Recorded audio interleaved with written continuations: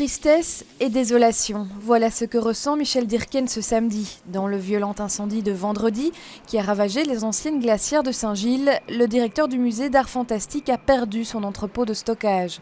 Aujourd'hui, il s'apprête à jeter l'éponge. C'était ici, on peut amener les gens, c'est une cafétéria, c'est les enfants peuvent jouer et découvrir des jeux, une énigme et tout ça. Quand on fait des gros événements, donc les pires cadeaux de Père Noël n'auront pas lieu. Je pense fermer carrément le musée parce que j'en ai un petit peu ras-le-bol. Quand ce n'est pas le feu qui a tout détruit, c'est l'eau pour éteindre le brasier qui a tout ravagé. Ce directeur d'une ASBL qui vient en aide aux personnes atteintes du sida a lui aussi tout perdu.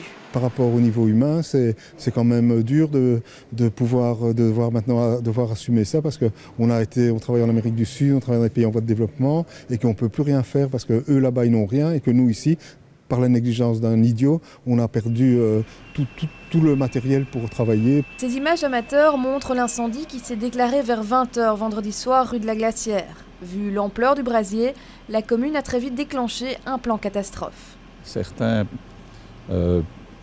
pouvaient penser à juste titre qu'il y avait de l'amiante, par exemple, dans la toiture, ce qui évidemment dégageait des fumées toxiques pour tout le voisinage.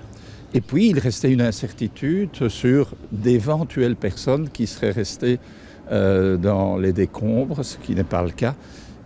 Il y avait donc une série de facteurs qui exigeaient ce plan catastrophe. Heureusement, aucune victime n'est à déplorer, mais on compte de très importants dégâts matériels dans ces entrepôts de 4000 m² qui abritaient des ateliers d'artistes, du matériel de cirque, de théâtre ou encore de cinéma.